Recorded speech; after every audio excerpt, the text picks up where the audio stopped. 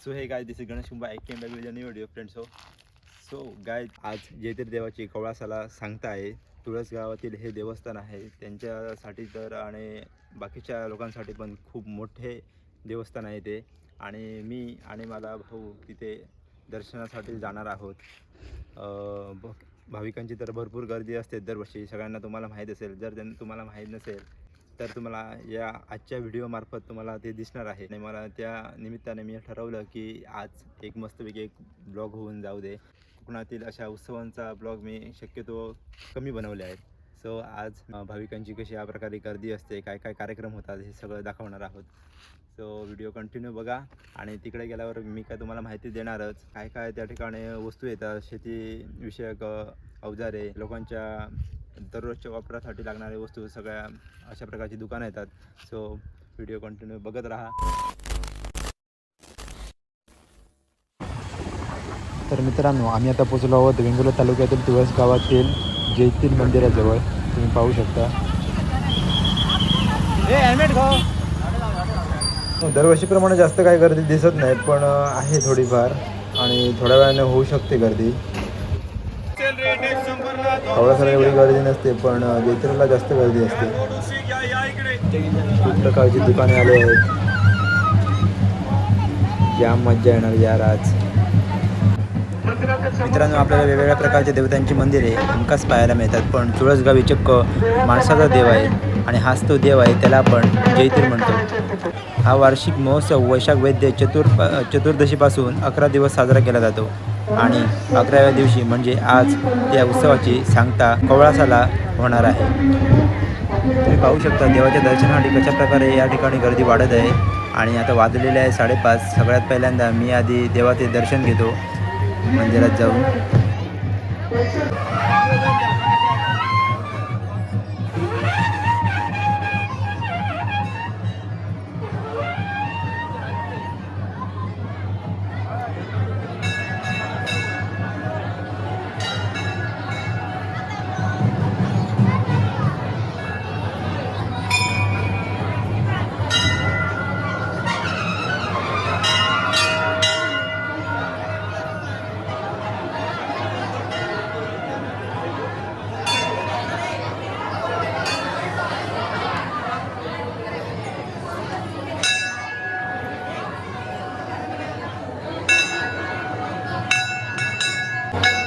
मित्रांनो, दर्शन घेऊन झालेले आहे आणि मी आता बाहेर चाललो आहे. बाहेरचं वातावरण तुम्हाला दाखवतो.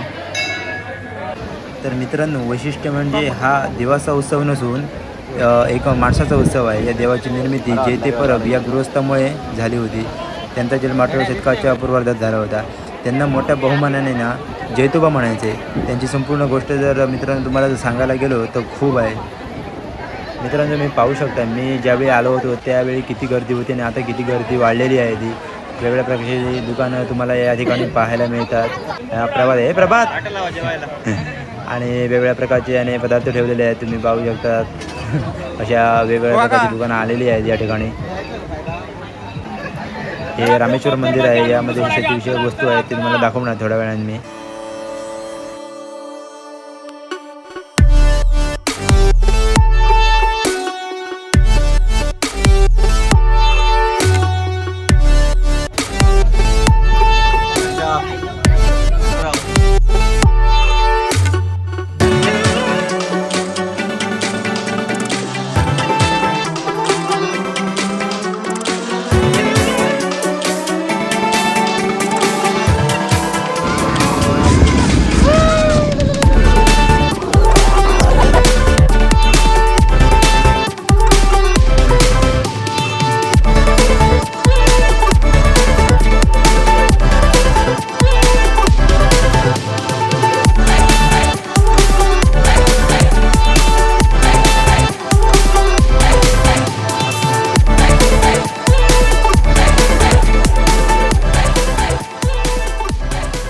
पावसापासून संरक्षण आणि ऊब येण्यासाठी एक परफेक्ट कापड म्हणजे फटकुरी. शुद्ध मराठीमध्ये या कापडाला काय म्हणतात मला माहीत नाही, पण तुमच्या घरामध्ये थोर व्यक्ती हा कापड नक्कीच वापरत असतील आणि अजूनही वापरतात. या चित्रावरून आपल्याला दिसत आहे. मंदिराच्या मागच्या साईडला अशी खेळणी लावलेली आहेत. धुमच्या गाड्या आहेत बघा इकडे. मित्रांनो मंदिराच्या चारही साईडला बऱ्यापैकी फिरून झालेले आहे आणि मी चाललो आता मंदिराच्या समोर, ज्या ठिकाणी भरपूर गर्दी आहे देवाच्या दर्शनासाठी. तर मित्रांनो, जागर आणि कवळास म्हणजे नक्की काय? तर ज्येष्ठ शुद्ध अष्टमीच्या दिवशी रात्री जयतीर देवरूपी व्यक्ती मंदिरालगतच्या काही घरांच्या भेटीस जातो. ते भेटी पूर्ण होईपर्यंत रात्र उलटून गेलेली असते, तरी पहाटेच्या 1-2 वाजलेले असतात आणि त्यावेळी देवाच्या जागराला सुरुवात होते.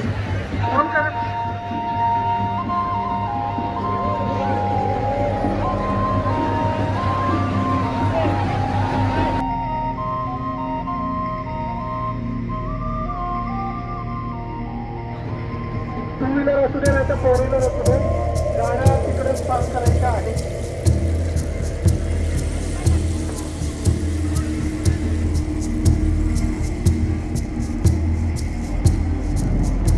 हॅलो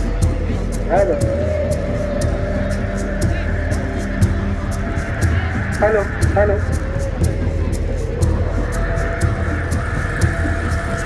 हॅलो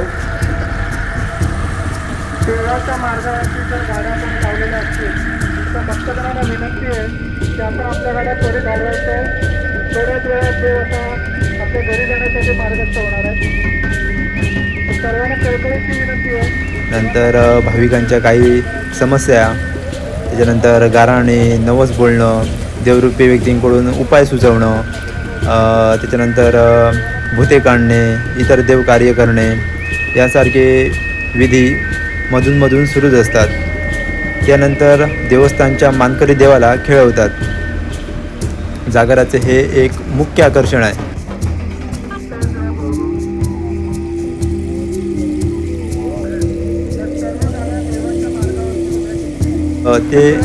ते मुख्य कार्य संपत आल्यावर मानकरी आणि गावातील लहान थोर स्त्री पुरुषांना देव जयतीर कौल म्हणजे आशीर्वाद देतो.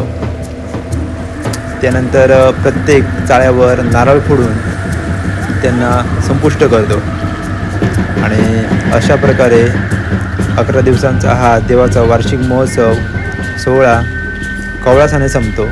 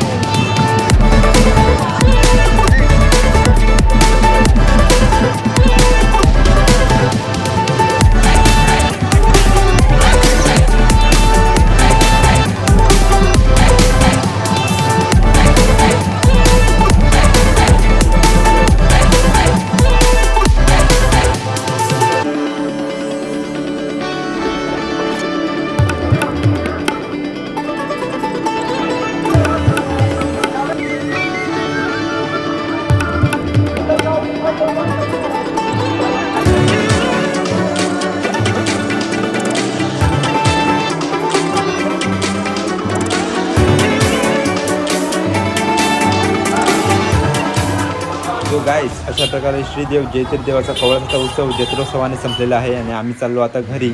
आशा करतो मित्रांनो हा व्हिडिओ तुम्हाला नक्की आवडला असेल आणि आवडला असेल तर कमेंट बॉक्समध्ये सांगा व्हिडिओ आवडला म्हणून. आणि मला नवीन अजून टॉपिक द्या तुम्ही, त्या विषयावर मी व्हिडिओ बनवू शकतो. सो आजच्या दिवसासाठी आणि मी तुम्हाला सगळ्यात पहिल्यांदा सॉरी बोलतो कारण खूप व्हिडिओ लेट लावला आहे. सो सॉरी आणि थँक्यू संपूर्ण व्हिडिओ बघितल्याबद्दल. Thank you so much. Bye bye guys.